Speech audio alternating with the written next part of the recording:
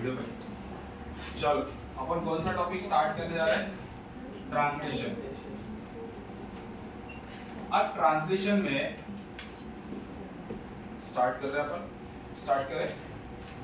Translation अपन पढ़ने जा रहे हैं। ट्रांसलेशन में पढ़ने के पहले अपने को बस एक जो बात हल्की सी ध्यान में रखनी है, वो रखनी है टीआरएनए के बारे में, है ना।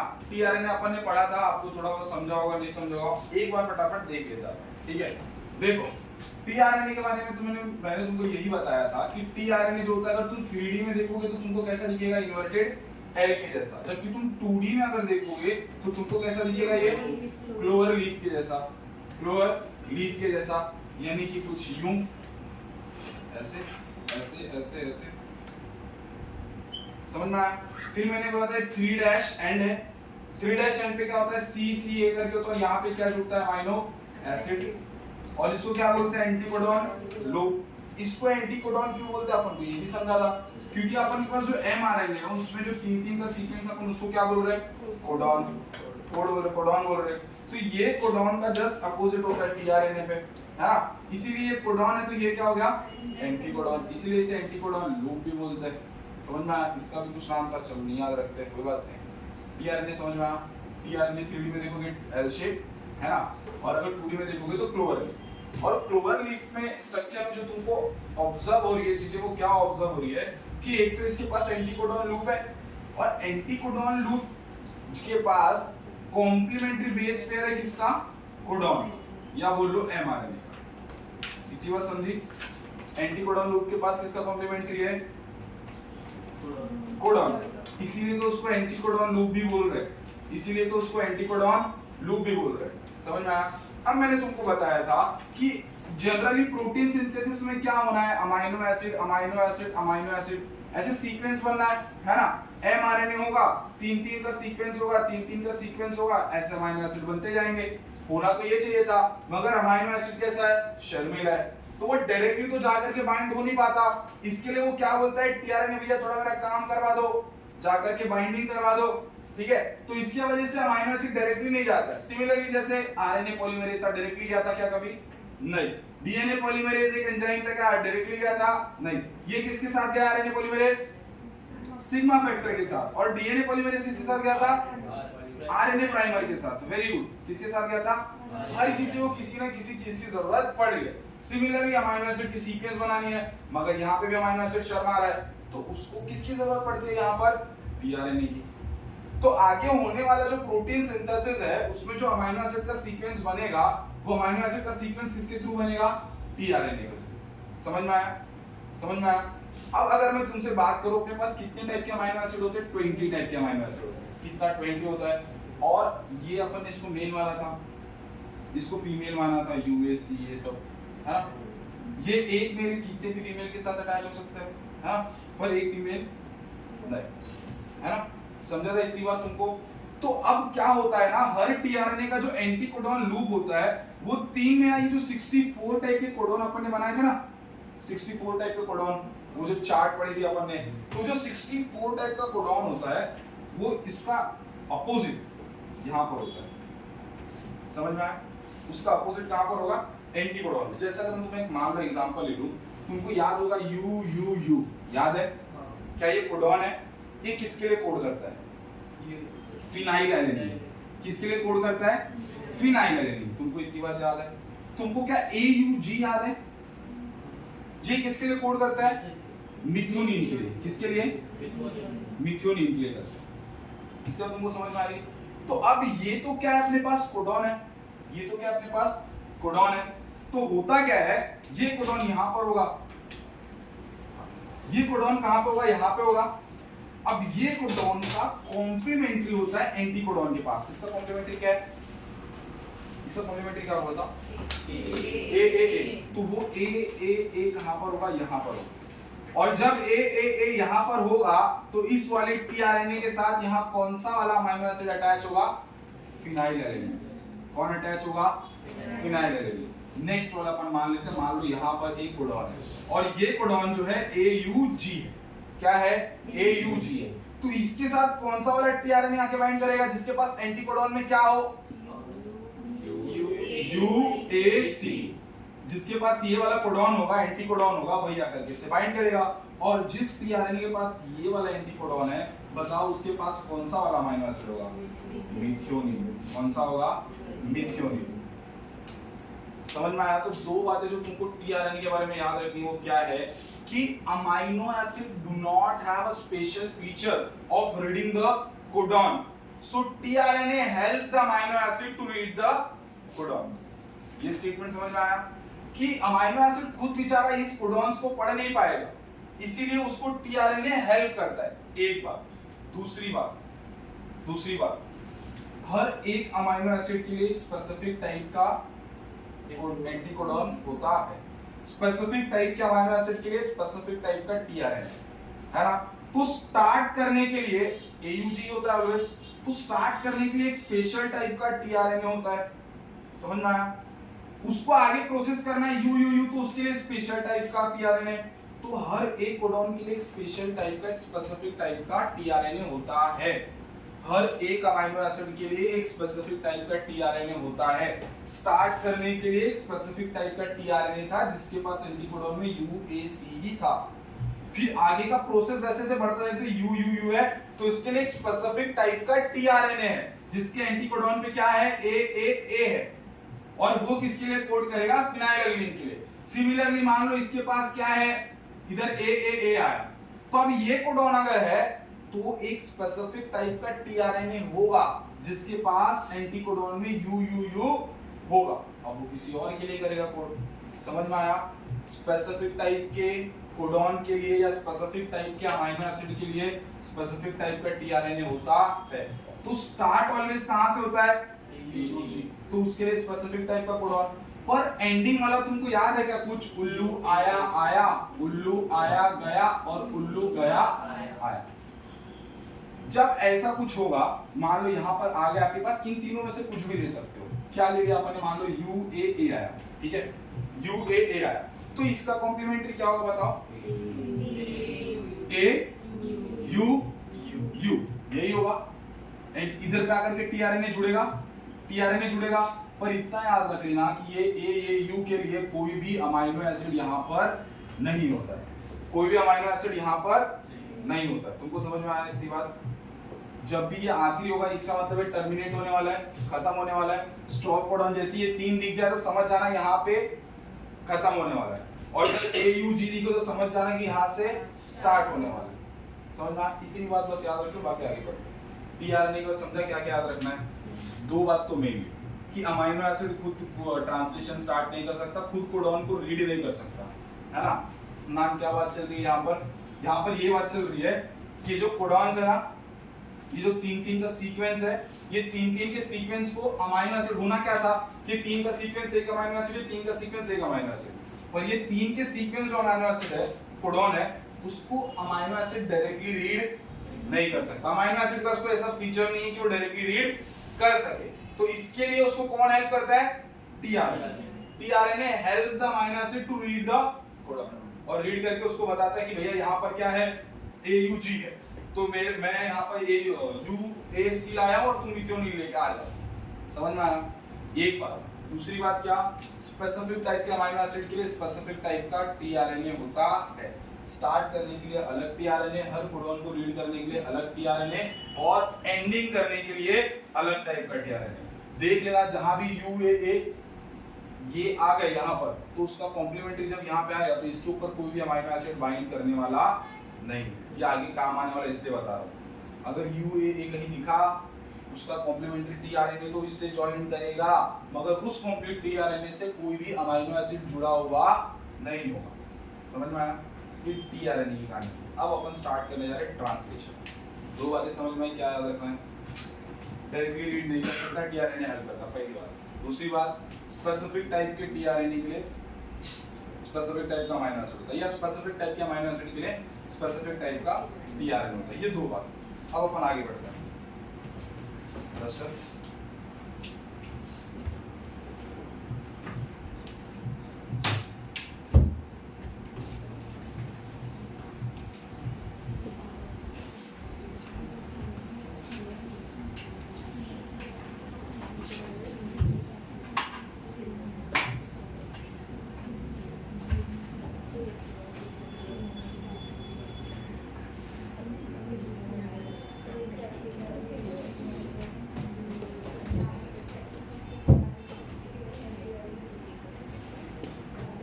देखो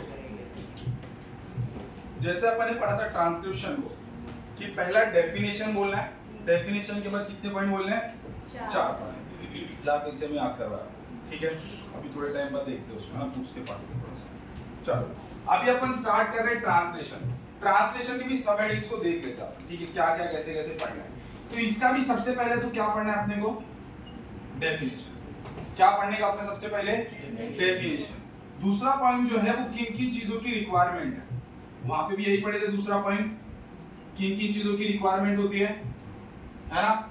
चलो तीसरा पॉइंट रिक्वायरमेंट के बाद अपन ये 30 जो रिक्वायरमेंट्स होते हैं उनकी कुछ की टर्मिनोलॉजी देखनी होती है। क्या देखनी होती है? टर्मिनोलॉजी। जैसे एमआरएनए है तो एमआरएनए क्या है, आरएनए है तो वो क्या है, अमीनो एसिड क्या होता है, प्रोटीन क्या होता है, वो थोड़ा बहुत 3-4 टॉपिक का अपन पढ़ेंगे, ठीक है? टर्मिनोलॉजीज। और उसके बाद चौथा प्रोसेस क्या आएगा अपने पास? प्रोसेस। चौथा क्या आएगा? प्रोसेस। अब ये जो प्रोसेस होता है ना उसको 3 पार्ट में डिवाइड किया जाता है। कितने पार्ट में? 3 पार्ट। इजी है। सबसे पहले बोलते हैं इनिशिएशन, चालू कर दो, चालू करके इलोंगेशन, और इलोंगेशन के बाद आता है अपने पास टर्मिनेशन। इजी ना? क्या याद रहेगा? हर जगह पे प्रमोटर, प्रमोटर के बाद शुरू हो रहा है वहां से, फिर थोड़ा थोड़ा चल रहा है, इलोंगेट हो रहा है, फिर आखिरी में कौन आ रहा है? टर्मिनेटर। वहां पर वो खत्म हो जा रहा है। इतना समझ में आया? इनिशिएशन, इलोंगेशन, टर्मिनेशन, ये तीनों स्टेप्स को पढ़ना है। अब इलोंगेशन जो होता है उसमें भी 3 स्टेप्स होते हैं। उसमें कितने स्टेप्स? 3 स्टेप्स। आसान है ना कि वो इलोंगेशन हो कैसा है। तो सबसे पहला जो पॉइंट होता है, जब समझोगे तो अच्छे समझाएगा, कोड का रिकॉग्नाइजेशन, रिकॉग्नाइजेशन। और दूसरा जो होता है उसमें होता है formation of peptide bond, formation of peptide bond. और तीसरा पॉइंट क्या देखना जरा? Formation of peptide bond.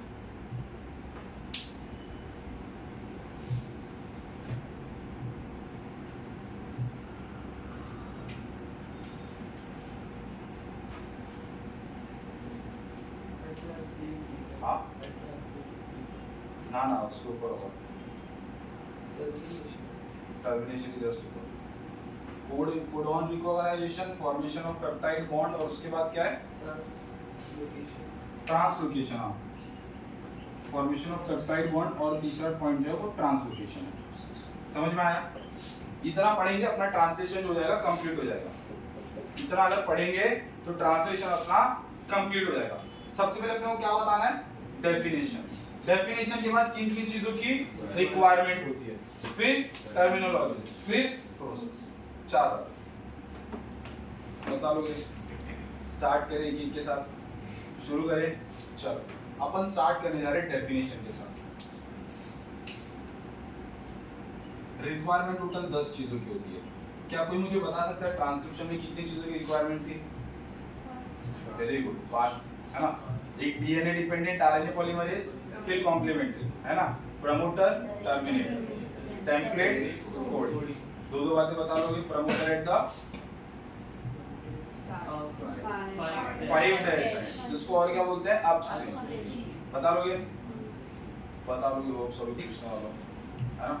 चलो रिक्वायरमेंट, डेफिनेशन। चलो डेफिनेशन क्या है? कल तुमको एक शॉर्ट में मैंने बताया था कि ये एमआरएनए होता है। एमआरएनए पे आकर के स्मॉल सब यूनिट जुड़ता है, फिर इसके ऊपर क्या करता है? टीआरएनए जो एंटीकोडॉन होता है वो आकर के जुड़ता है। एंटीकोडॉन जुड़ने के बाद इसके ऊपर लास्ट सब यूनिट जुड़ता है। समझ में आया? फिर साइट्स आते हैं, फिर यहाँ पर अमीनो एसिड्स होते हैं, ये आपस में जुड़ते हैं। ठीक है, समझा था इतना बात? तो ये क्या है अपना एमआरएनए। डेफिनेशन क्या होता है आप समझना। The mRNA is a translated, mRNA is a translated and a specific amino acid sequence form the polypeptide. Polypeptide समझते हो? अमीनो एसिड का बहुत सारा ऐसा चेन। तो mRNA का ट्रांसलेशन होगा, मतलब क्या होगा? वो जो स्मॉल सब यूनिट और लार्ज सब यूनिट है, जब वो लोग ऐसे आगे बढ़ेंगे, है ना? ये क्या है? ट्रांसलेशन। तो जब mRNA का ट्रांसलेशन हो जाएगा उसके बाद स्पेसिफिक अमीनो एसिड जो होगा एक सीक्वेंस में आएगा, और सीक्वेंस में आकर के क्या फॉर्म करेगा? पॉलीपेप्टाइड, है ना? That's called translation. क्या है डेफिनेशन? डेफिनेशन ये है कि mRNA ट्रांसलेटेड, mRNA क्या हो गया? ट्रांसलेटेड हो गया and form an a specific amino acid sequence form polypeptide chain, polypeptide chain is called translation. इतना बता लोगे? डेफिनेशन समझ में आ रहा है क्या? पक्का समझ में आ रहा है? क्या है ये? mRNA translated and specific amino acid sequences form polypeptide का चेन। ये फॉर्म समझ में आ रहा है कि जब mRNA ट्रांसलेट हुआ तब स्पेसिफिक टाइप के अमाइनो एसिड सीक्वेंस में आए और सीक्वेंस में आकर के फॉर्म किया पॉलीपेप्टाइड का चेन। अब समझो 3 पार्ट में डेफिनेशन। mRNA ट्रांसलेटेड एक बात, स्पेसिफिक टाइप का अमीनो एसिड सीक्वेंस बनेगा दूसरी बात, और वो बन करके फॉर्म करेगा पॉलीपेप्टाइड का चेन तीसरी बात। और एक पॉलीपेप्टाइड का चेन जो होगा अपने बॉडी में डिफरेंट फंक्शंस को करवाएगा। और क्या करवाएगा आपको पता है? हाइट, वेट, बॉडी का कलर, हेयर का कलर, हेयर की स्ट्रेटनिंग, कर्ली, सब कौन डिसाइड करेगा? ये पॉलीपेप्टाइड का चेन। डेफिनेशन समझ में आया सबको? सबको डेफिनेशन समझ में आया? एवरीवन समझा? अब ये रिक्वायरमेंट्स अपन 5 अभी पढ़ते हैं और 5 बाद में पढ़ेंगे, क्योंकि 5 अभी आपको समझ में आया होगा, 5 जो बाकी का अपन आगे पढ़ते हैं थोड़े टाइम बाद, ठीक है? 5 जो रिक्वायरमेंट्स है जो तुमको दिख रहे हैं बेसिकली, क्या mRNA रिक्वायर्ड है? क्या tRNA रिक्वायर्ड है? क्या राइबोसोम्स रिक्वायर्ड है? ये rRNA जो बड़ा वाला लार्ज वाला सब वो रिक्वायर्ड है। 3 बातें हुई। चौथा और क्या रिक्वायर्ड है? अमीनो एसिड रिक्वायर्ड है। अमीनो एसिड रिक्वायर्ड है। उनको चार्ज करने के लिए एटीपी रिक्वायर्ड है। चार्जिंग का बताया था, है ना? उनको चार्ज करने के लिए एटीपी रिक्वायर्ड है। 5 बातें बता लोगे? बताओ। mRNA एक तो, tRNA, rRNA, ATP और अमीनो एसिड। राइबोसोम यही है ना? ये rRNA को क्या बोलते हैं? राइबोसोमल RNA, ठीक है? राइबोसोमल RNA से वो बोलते हैं। अमीनो एसिड समझ में आया? इतना समझ में? और 5 जो बाकी कह रहे हैं प्रोसेस सीख लेंगे तो अपने आप आ जाएगा अपने, क्योंकि बाकी की 5 क्या रिक्वायरमेंट्स है समझ में आया? 2 पॉइंट हुए, 2 पॉइंट सबके हो गए। तीसरा पॉइंट, और उसके बाद प्रोसेस सबसे मजेदार होता है ना? सुनेंगे, याद करने की कोशिश करेंगे, टर्मिनोलॉजीज देख लेते हैं थोड़ी थोड़ी, ठीक है? फालतू का ये है टर्मिनोलॉजी भी, मतलब तुमको आता है थोड़ा बहुत, ऐसा है ना? अमीनो एसिड, अमीनो एसिड क्या करता है बताओ? Help input to protein synthesis.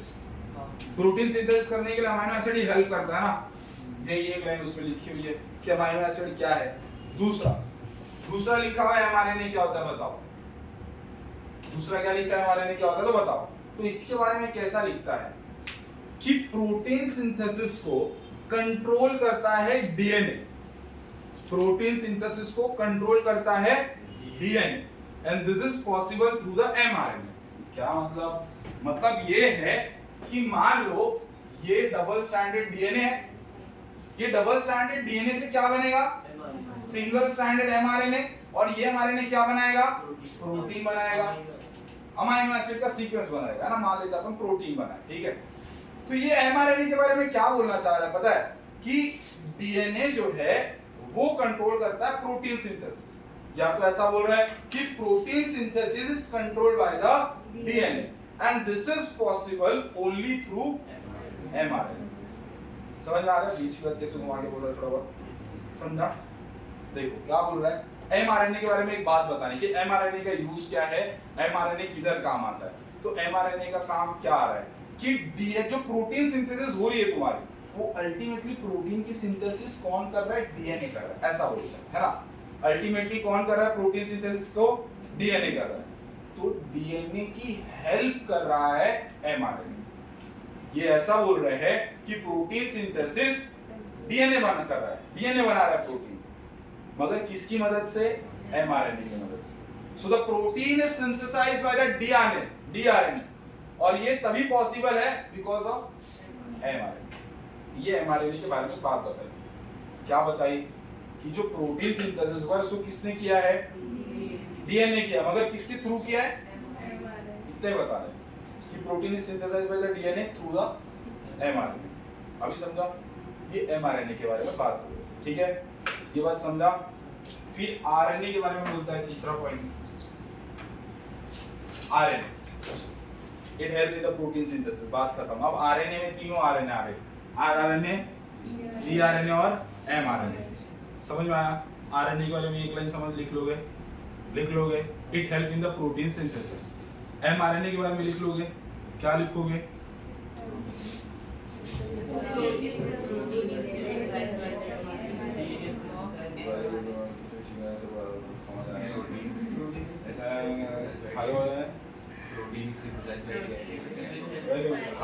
Very good.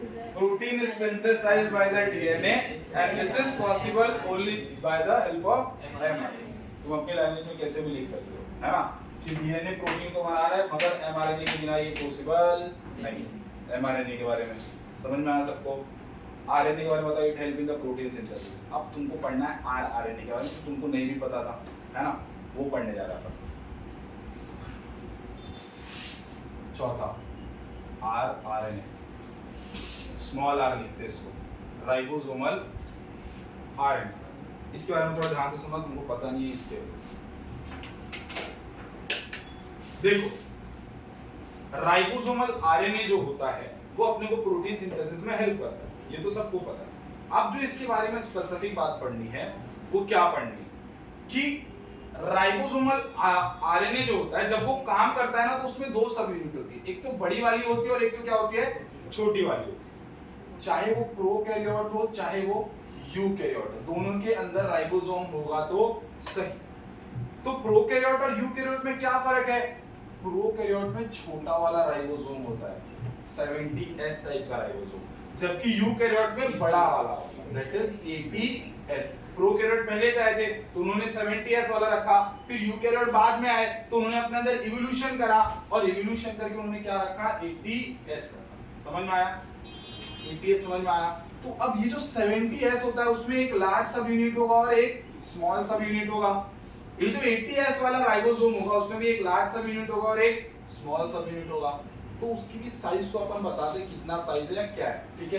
तो जो 70S है उसमें जो लार्ज वाला सब यूनिट होता है उसका साइज क्या होता है, 50, और जो छोटा वाला होता है उससे क्या होता है, 30। दिख रहा है ना यहाँ तक? उसमें दिख रहा है क्या? चलो, और 80S में जो बड़ा वाला सब यूनिट होता है उसमें क्या होता है, 60S, ठीक है, और जो स्मॉल वाला होता है उसमें 40S। समझ में आया?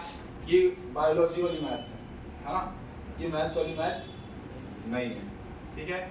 50 + 30 70 और 60 + 40 80। समझ में आया?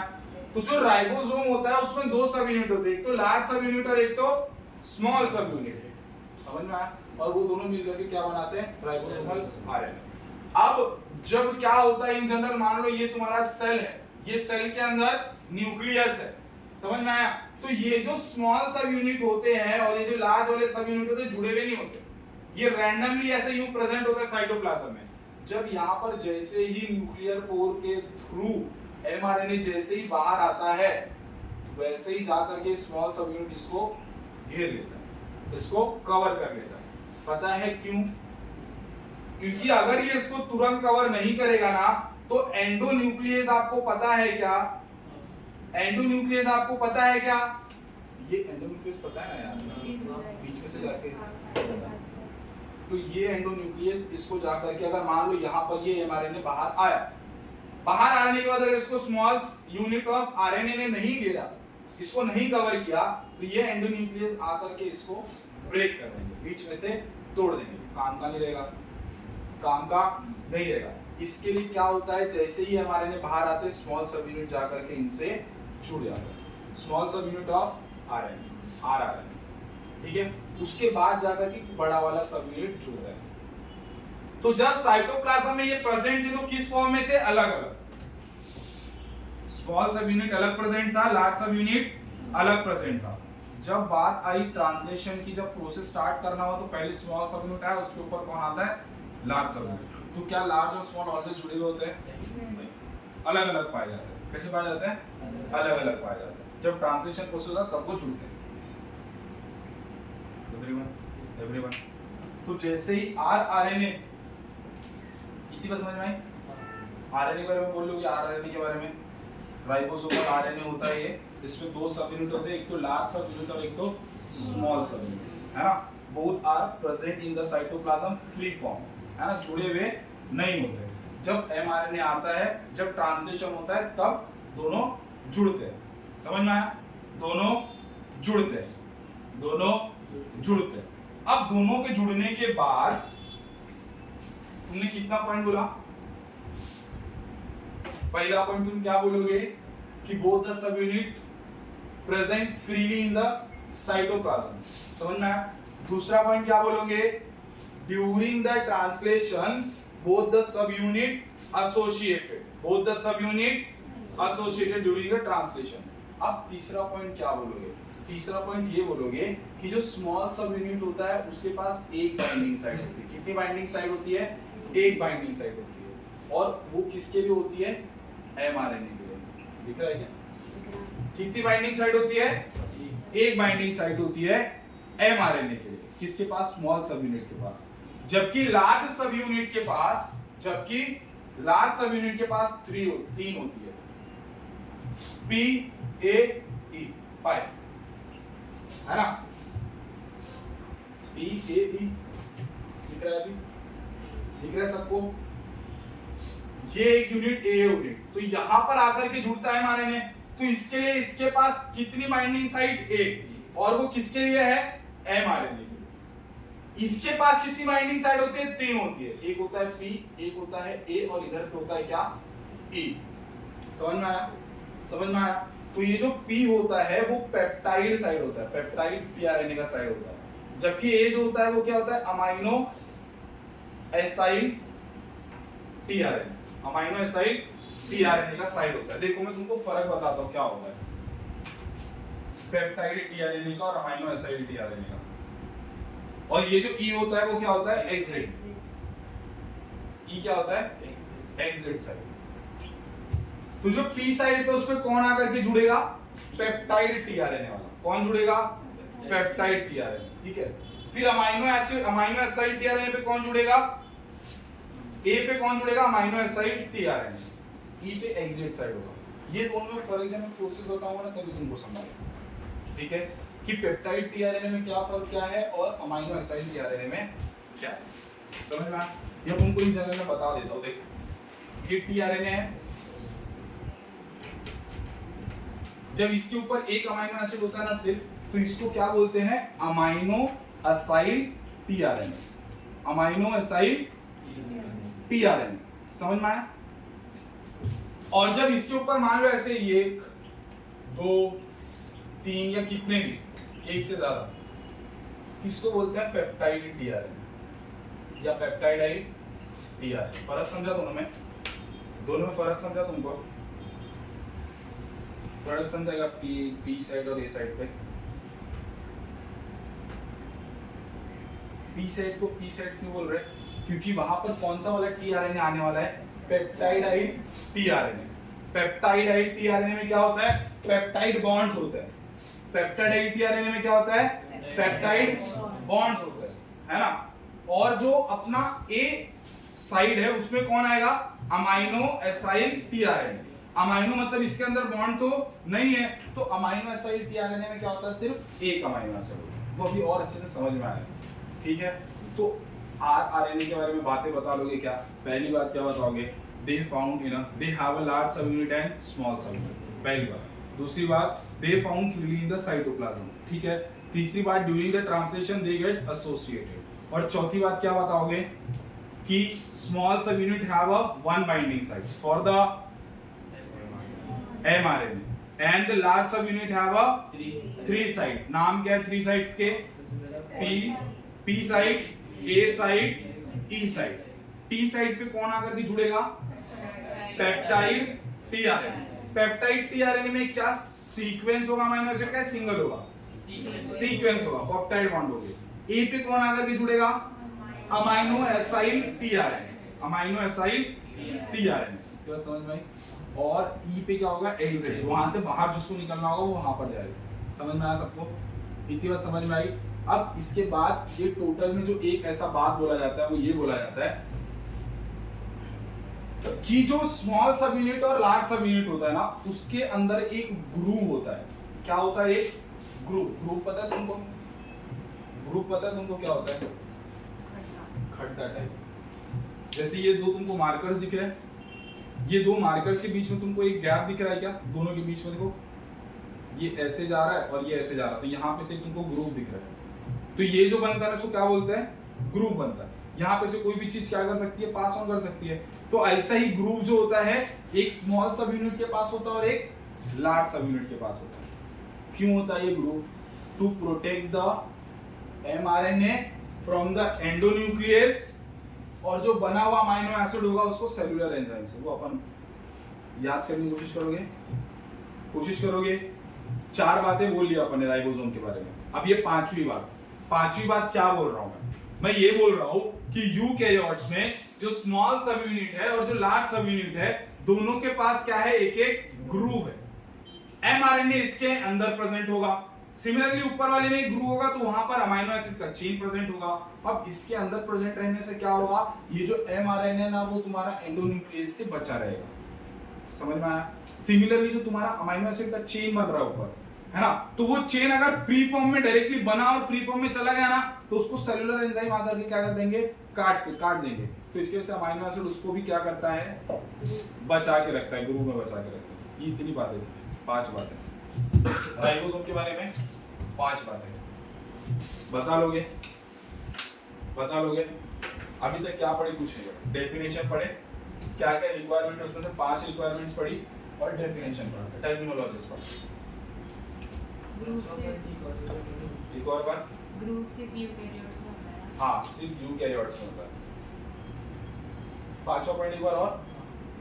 हाँ, देखो क्या होता है कि जो यूकैरियोट्स है ना, तो उसमें क्या होगा? एक तो स्मॉल सब यूनिट होगा और एक तो क्या होगा?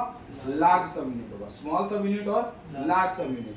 तो इसमें क्या होगा? यहाँ पर भी क्या होता है? एक ग्रुव होता है। एक क्या होता है?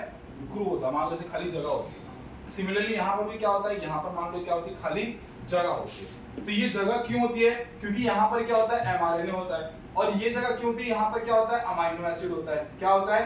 अमीनो एसिड होता है। समझ में आया?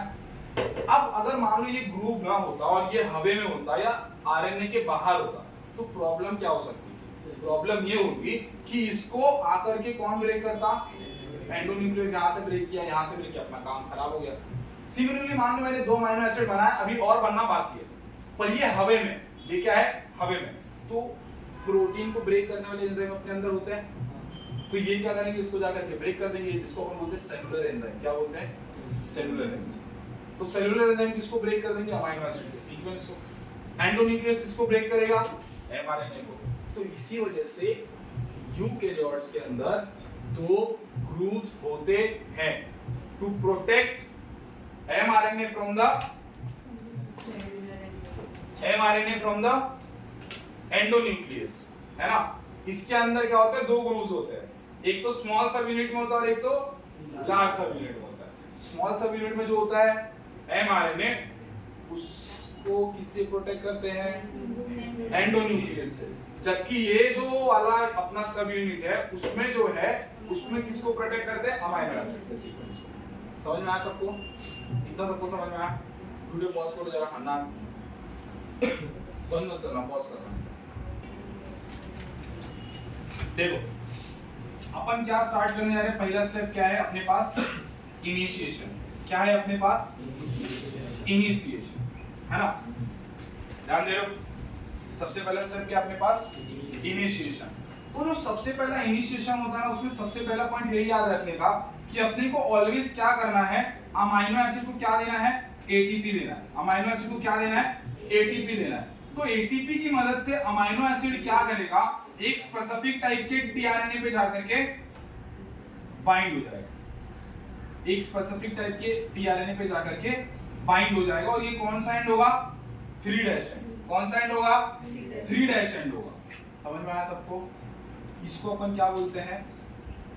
अमीनो एसाइल टीआरएनए, या फिर बोलते हैं टीआरएनए कॉम्प्लेक्स। क्या पहली बात सबको समझ में आई? क्या पहली बात सबको समझ में आई? सबसे पहले अपन क्या करेंगे, एनर्जी देंगे। तुमको डीएनए रेप्लिकेशन भी याद होगा I think so, ATP phosphorylation इधर लिखा था, है ना? तो यहाँ पर भी अपने को सब क्या देना है, एनर्जी देना है। क्या देना है, ताकि जब अपने को जरूरत हो तो अपने को चिल्लाने की जरूरत ना पड़े, एक बार बोले और वो अपने आप। चलो एटीपी को एनर्जी दिया, वो एनर्जी यूज करके ये जाकर के कहां पे टीआरएनए पे जुड़ गया और क्या बनाया, amino acyl tRNA, amino acyl tRNA या टीआरएनए कॉम्प्लेक्स।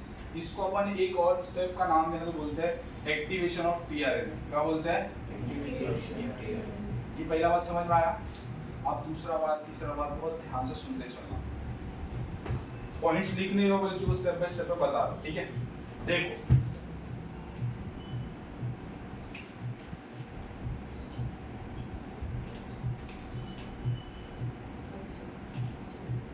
ये तुम्हारा क्या है, एमआरएनए। ये एमआरएनए का 5' एंड और ये एमआरएनए का 3' एंड। सबको समझ में आ रहा है? सबको समझ में आ रहा है? यहाँ पर मान लो बहुत कुछ सीक्वेंस है। क्या है यहाँ पर, बहुत कुछ सीक्वेंस है।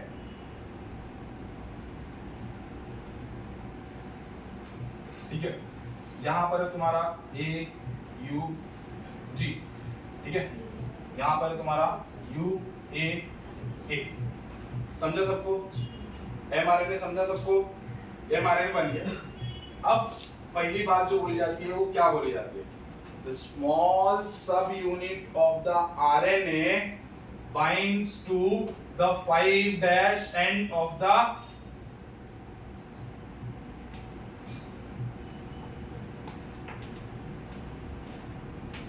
ये है स्मॉल सब यूनिट। ये क्या है, स्मॉल यूनिट, है ना? Small sub unit.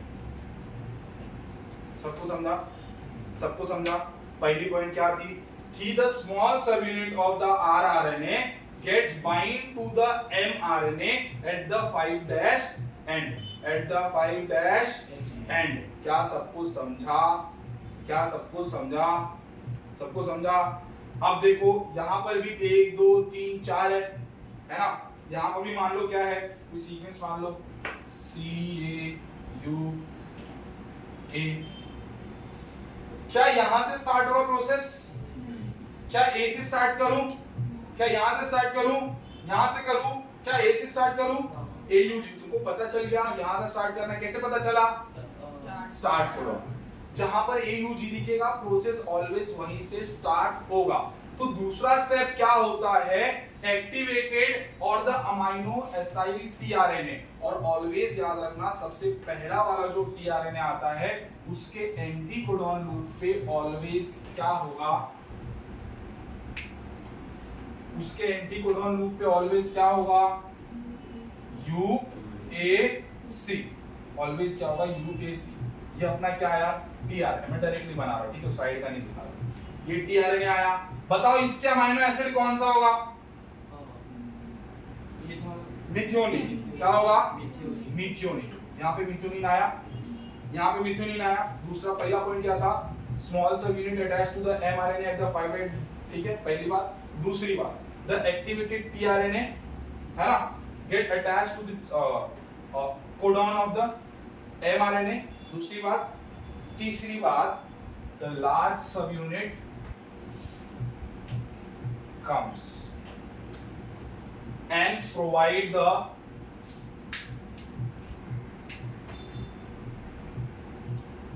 P site, just इसके बाजू में A site, P site, just A site, यहां पे कौन, P साइट, और इसके जस्ट आगे क्या होता है, E साइट। क्या इतने बात सबको समझ में आई? इतनी बात सबको समझ में आई?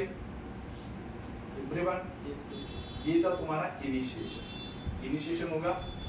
इनिशिएशन में क्या बोला, पहला पॉइंट अमाइनो एसिड, ये ऑन किया ना, अमाइनो एसिड को अपन ने एटीपी दिया, एनर्जी की हेल्प से वो कहां बाइंड हो गया, टीआरएनए में। और स्पेसिफिक टाइप के अमाइनो एसिड के लिए स्पेसिफिक टाइप का टीआरएनए होता है। हर किसी के पास जो यहाँ सीक्वेंस प्रेजेंट होगा एंटीकोडॉन को, उसके बेसिस पे डिवाइड होगा यहाँ पे कौन सा वाला अमाइनो एसिड है। समझ में आया? समझ में आया सबको? पहला स्टेप क्या था, the small sub unit of the RNA rRNA gets attached to the 5' end of the mRNA. पहली बात. दूसरी बात कि the complementary tRNA of AUG or the start codon attached to the mRNA है ना, brings to the methionine. दूसरी बात. तीसरी बात, now the large subunit come and attach to the small subunit with the help of enzyme Mg+2. With the help of enzyme Mg+2. तीसरी बात, सबको समझ में आया? And provide the site P for the start tRNA. For the start tRNA. इतनी बात बता लोगे सब लोग? सब लोग बता लोगे? ये इनिशिएट कर दिया अपन. अब अपने को करना है इलोंगेशन. तो इलोंगेशन कैसे होता है समझ में? अब अपन आगे देखने जा रहे हैं. देखो इलोंगेशन. सर थर्ड पॉइंट एक बार थर्ड पॉइंट. हाँ, पहला पॉइंट क्या है? The small sub unit attach to the mRNA at the 5' end. एक बात. दूसरी बात, the complementary tRNA comes and attached to the mRNA. तीसरी बात क्या है? Now the large subunit of the ribosomal RNA gets attached to the small subunit of rRNA. Large subunit of rRNA attached to the small subunit of the rRNA with the help of enzyme Mg++. या Mg+2. समझ में आया? इतना हो गया. आगे बढ़े. आगे बढ़े सब लोग. चलो ये जरा मैं 2-3 डायग्राम तुम्हारे ड्रॉ करता हूँ कि समझने में आसानी हो.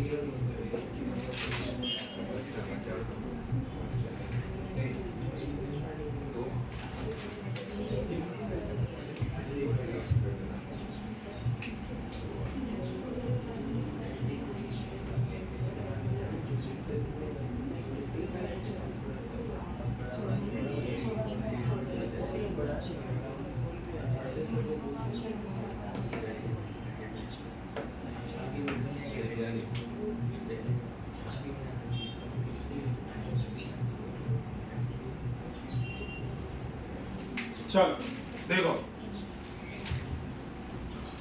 देख लो सब लोग, इनिशिएशन अपन ने कर लिया, इनिशिएशन कर लिया। अब अपन आगे बढ़ने जा रहे हैं, देखते जाना। 3 डायग्राम बना ताकि अच्छे से समझो तुमको, काफी एक में ऐसा खिचड़ी ना बने। देखो अब होता क्या है, अपन ने AUG पे UAC को लाकर के मिथेनिन को अटैच कर दिया, ठीक है, इतनी बात सबको समझ में आई थी।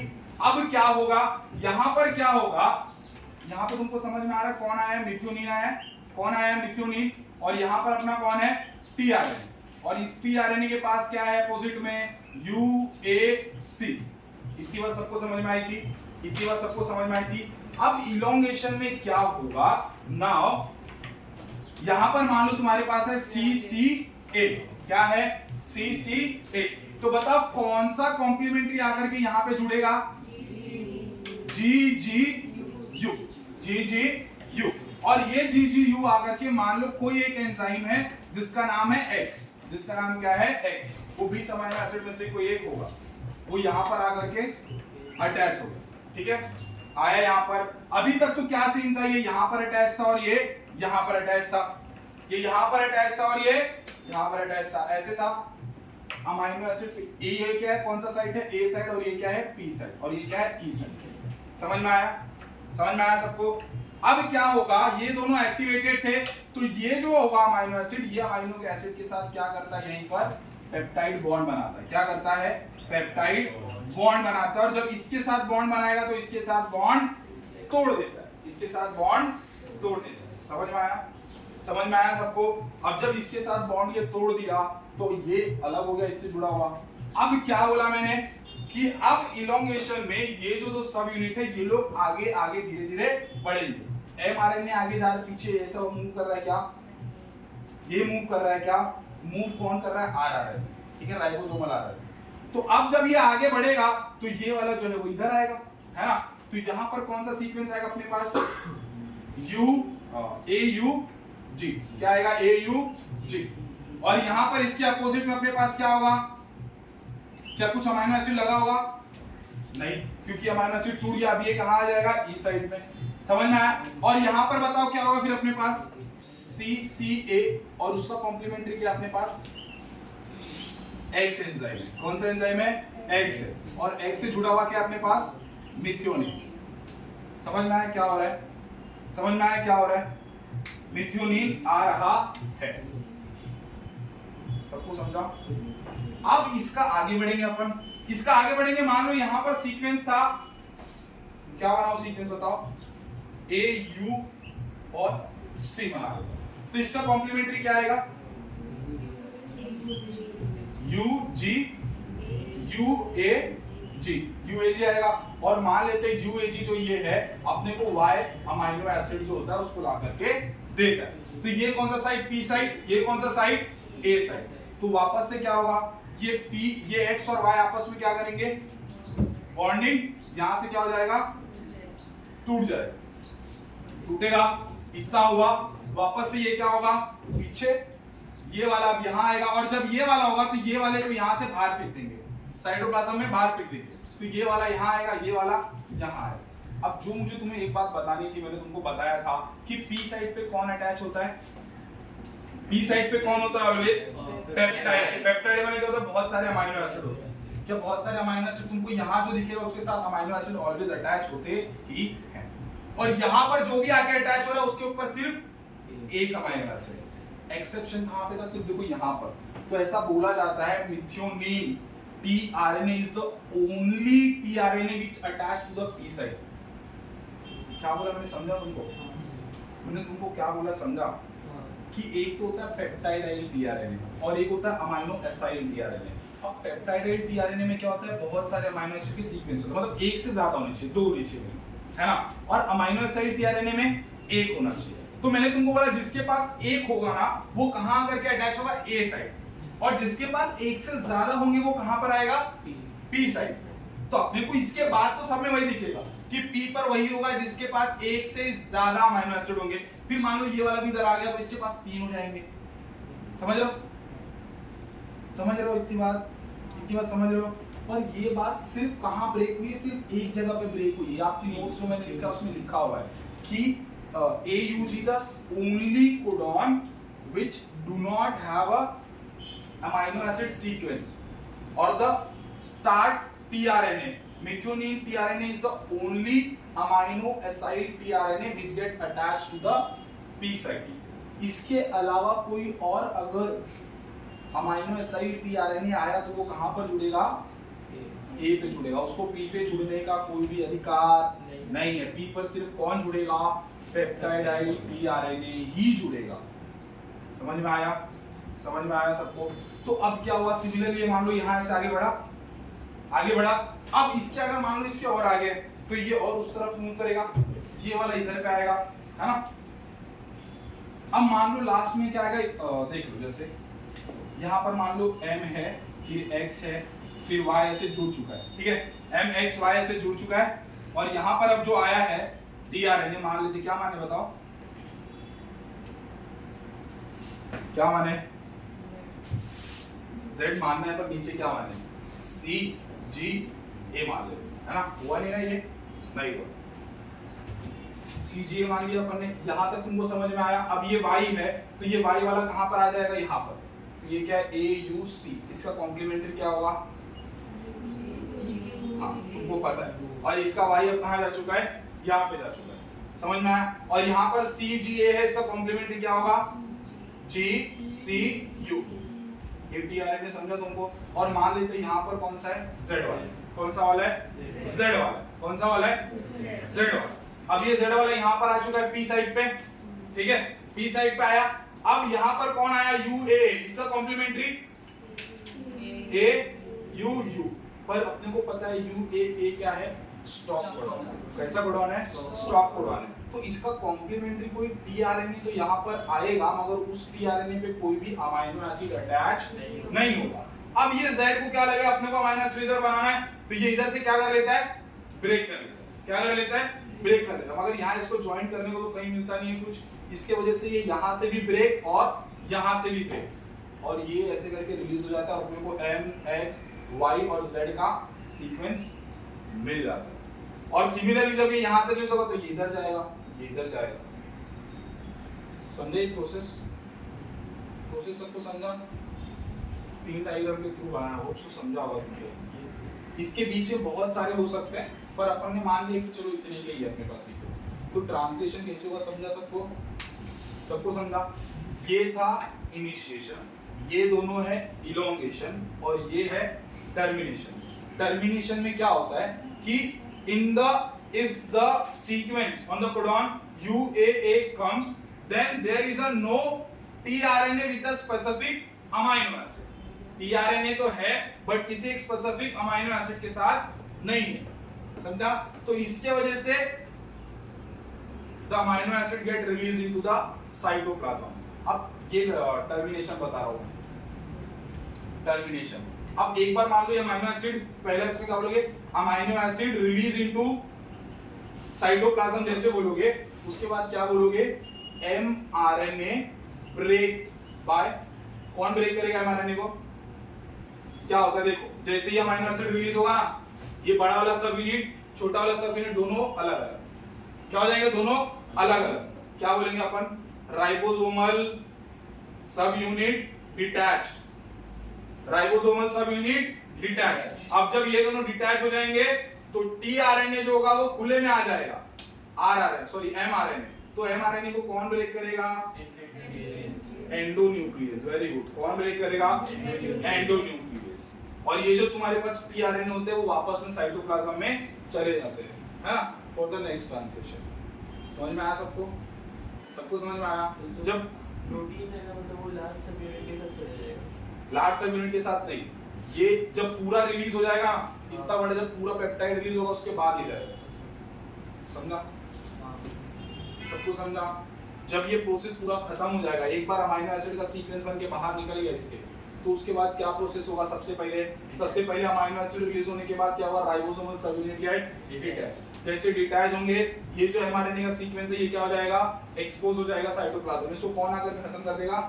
एंडोन्यूक्लियस। और जो चौथा बोलेगा कि tRNA also release in cytoplasm। ऐसा ये था अपना प्रोसेस।